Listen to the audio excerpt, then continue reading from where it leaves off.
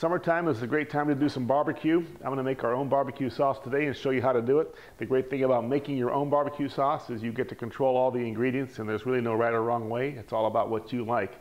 This is going to be really good on chicken. It's great on shrimp. It's good on like a tri-tip. Pretty much anything goes with this. So my ingredients today, I'm going to start off with a cup of brown sugar.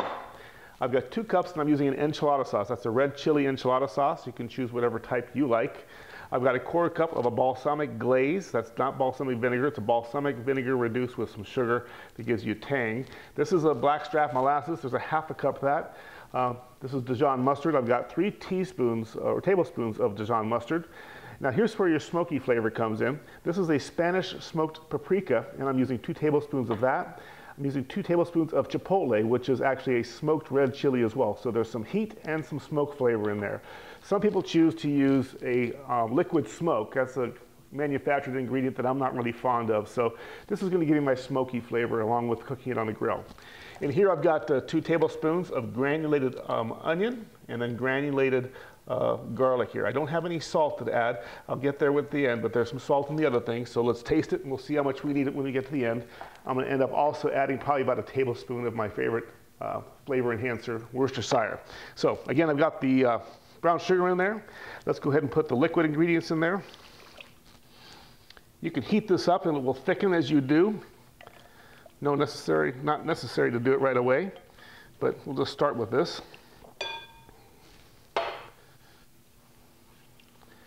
I like to kind of make sure my brown sugar gets a good start on it. Make sure your brown sugar is soft, it's not hard and clumpy. Let's add our balsamic glaze. Again, this is thick. So is the molasses. It's going to thicken this all up. If I heat this, it's all going to start to thicken up. It's going to change the color quite a bit. Can we kind of do this to even rinse some of that out of there?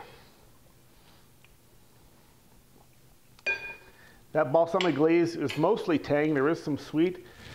Molasses is a very unique sweetness. You can make cookies with it. It's a common baking ingredient from a long time ago. You don't see too many people using it, but if you look at it, it's just unsulfured molasses, which means that's all it is to it. It's kind of got the consistency almost of a honey. Let's throw that in there.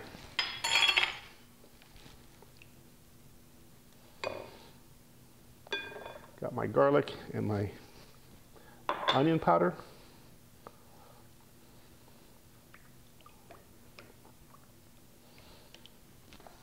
You can smell it already.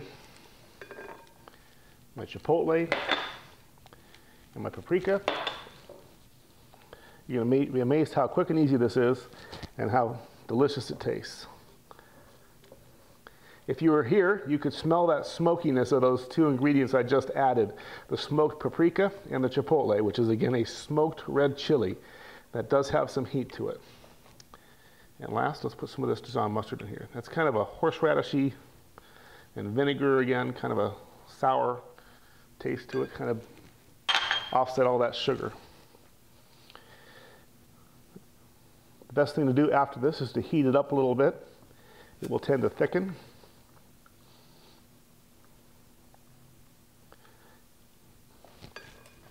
I'm going to add my Worcestershire.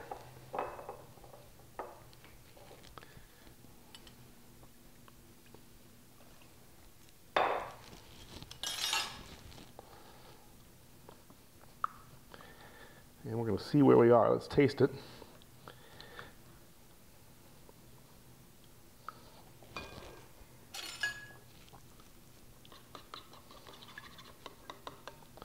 That mustard isn't quite all the way in there yet, but that's okay.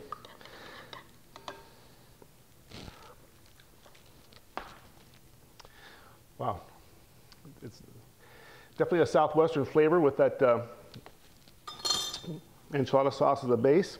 I think I need a little bit more tang, and I'd like to add a little bit more black pepper to it, but I really like the flavor I've got going right now.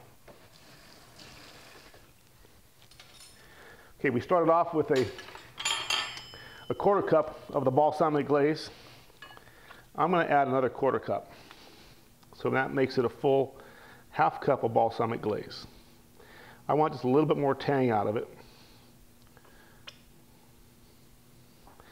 Sometimes different enchilada sauces taste differently. They have a little more sweetness or a little more heat to them, so you kind of have to work with it.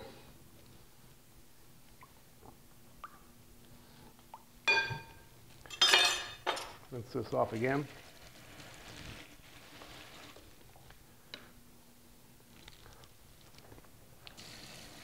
All right, I need a little bit of salt and pepper, just a touch. You can watch this coarse ground salt, a little of that, a little bit of black pepper, just enough to get it in there. And I think we're really darn good to go.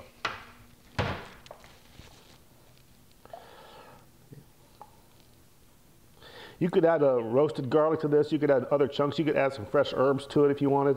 You could add some cumin. You could add just about anything you like. Oregano, tarragon, parsley. It's really kind of up to you as to what you might think you like. When you taste this, just kind of make it up as you go. Let's take the last taste.